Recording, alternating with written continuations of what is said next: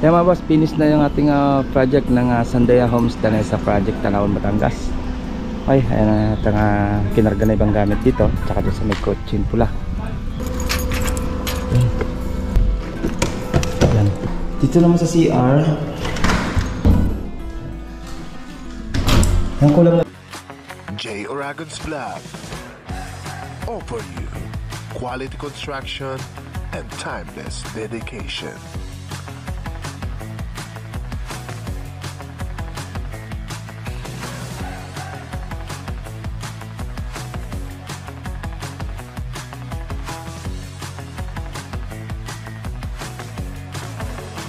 J.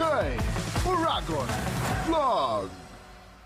Ayan mga boss, good afternoon. Time check natin mga alas 2 na ng hapon. Sabado ngayon, payday ng mga team ng tropa. Check na natin itong Sandaya Homes sa natin project, Tanawan, Batangas. Tapos na po ito. Yung ground floor, second floor extension, mga fence, tsaka gate. Yan, tapos na po. Tara, huwag natin patagalin. Check na natin mga boss. Let's go! Yan mga boss, finish na yung ating project ng Sandaya Homes sa project Tanawan, Batangas. Okay, ayan na itong kinarga na ibang gamit dito, tsaka doon sa may kotsin pula. At ang ginawa lang namin dito, itong gate.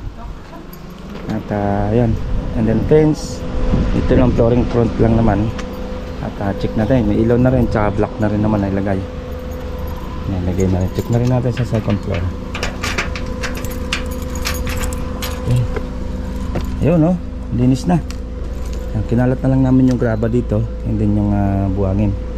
Pasok na rin yung sasakyan ni sir dito. Ayan, okay na rin naman. Malinis na yan. Naglagay tayo ng gripo doon, and then yung kanilang samantalang laundry nila dyan, magtalalagyan na lang ng trapal yan. Ito yung aircon naman niya. Yan, naglagay ng kanyang grills para sa aircon. And then to, may stainless gutter na tayong nilagay. Yan, nilinyahan natin ng bago to, dahil yung dati dito barado na mga boss, barado na yung tubo niya dito. Kaya binago na natin, pinalitan natin ng bago. Kaya stainless gutter na rin yan. Kung mapapansin nyo, lahat ng unit wala mga gutter yan. Yan, lahat yan wala, nandun wala din. Yan, napalitan na natin yan. Stainless na nilagyan natin 304. Okay.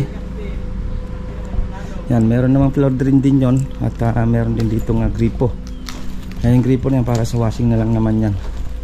At outlet meron din, may floor drain din yan. Okay na. Pagkakalam ko 80 square meter ito, yung lot area nya. Yan, naka-handle lang naman tayo dito. Yan, nilagyan ng kandado. Okay, yan, may mga ilaw na rin naman yan. Yung kanyang gate. Check natin din sa second floor, sa ground floor. Yan, malinis na tayo. Yan. Yan, malinis na yung ating area dito.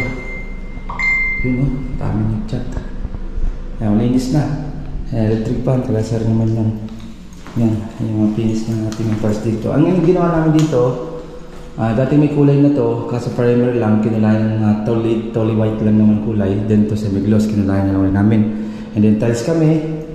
And then to, ito yung kitchen na binuhusan namin hanggang doon sa may CR. Ito yung kitchen nya. Okay naman ito dito. Tubig na rin naman yan. Ayan. Ito cabinet na lang nalagyan ni client dito. Siyempre meron pa yung kinabit na salaman dyan. Ayan. Nakatiltad lang naman ito. Nandi kita sa loob. Then same din yan. Nilagyan natin ng grills. Ayan. Ito yung mga ilaw na rin naman yan. Ayan. Ilaw na yan. Dito naman sa CR. Ito yung CR nya. Yan. Okay. Salamin din. Bago na yung lavatory. Toilet bowl. Bago na rin. Kabitan ng shower yan. Minutes din tayo. Nilagay. Nakadrop din yan. Lalagyan na naman ito ng salamin dito. Mga 2 meters lang. Height para may hangin pa. Then yan. Lagyan na lang ng salamin para hindi nababasa dito. Nakadrop tayo dyan. Para yung tubig doon lang. Hindi mamating dito. Okay. Yung dating CR nito hanggang dito lang mga boss. Ito, yung likod na yan, mismo mga bakod na yung likod dyan, part na binuhusan namin, nasa vlog natin yan. Ayan, okay na siya dito. Ito, meron na yan, yung mga tubig niyan.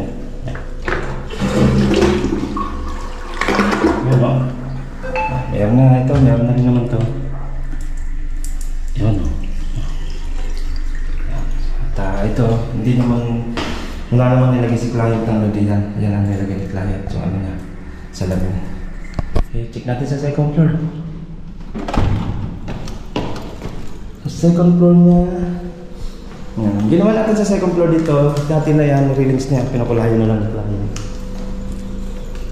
Tiles. Tiles lang, yan, na-tiles na, pinatiles na natin. Ito, pina-close na rin natin. Dati hindi ito. Hindi close yan, na-close na ngayon. Hard effects lang yan, mga boss. Yan. And then yan, hindi. Second floor, ginawa natin dito, 2 room. Siyempre, bird type lang naman to. Pagpasok nyo dito. Ito dito mo tayo sa guest room. Yung guest room niya yan. Kasi soon, i-extend ni client to. Ayan, i-slab natin. Ayan, i-slaban natin. Hindi ako nagkakamali, mga 4 months ginawa to. Yan. Yan yung ano, yung slab natin. Naka-waterproofing na, fiber meats. Meron na yan. Ano. Okay na. Ito, i-extend naman to ni client. Kaya nakaabang yan. Okay.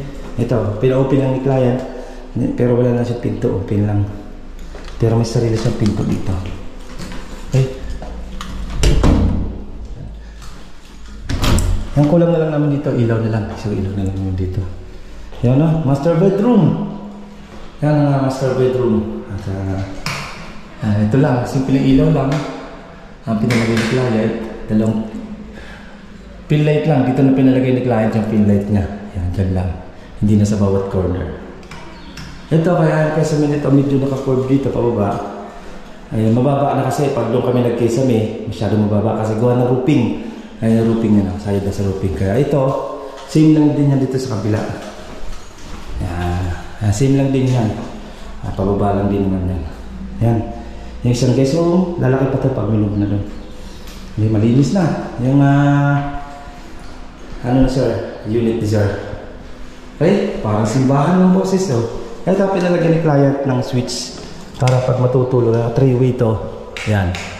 Kung matutulog doon sila dito, hindi na sila pupunta doon para patayin yung switch. Dito na lang napatayin at nagpalagay ng outlet.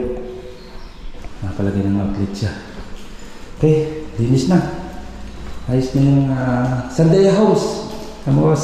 Sandia House, Danesa, Tanawan ng Batangas. Yan, Sandia House. Yun, no? Pinis na tayo.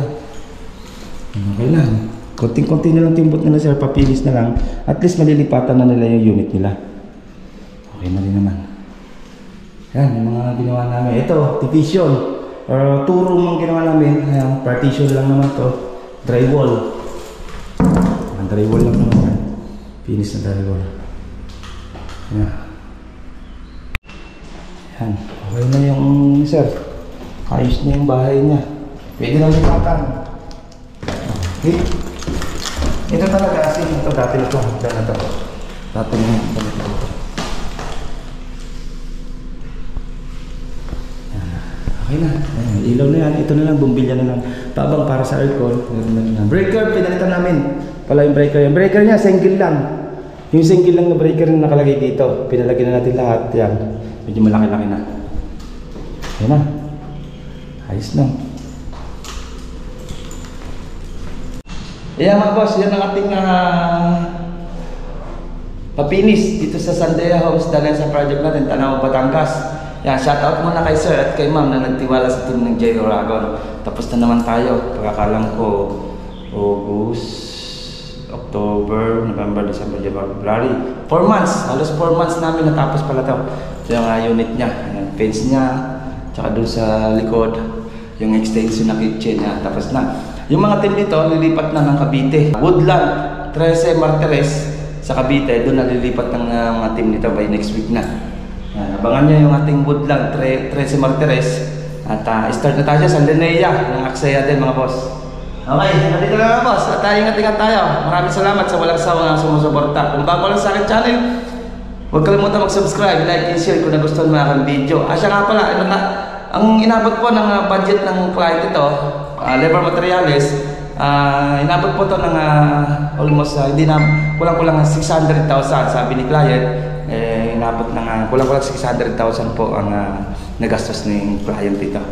Okay, ayan yung napakita ko sa inyo, mga gate lahat dyan, pati taas pa ba, station, ang Pilis Club yan, yan po mga boss. Okay, ingat-ingat na boss, hanggang dito lang, bye.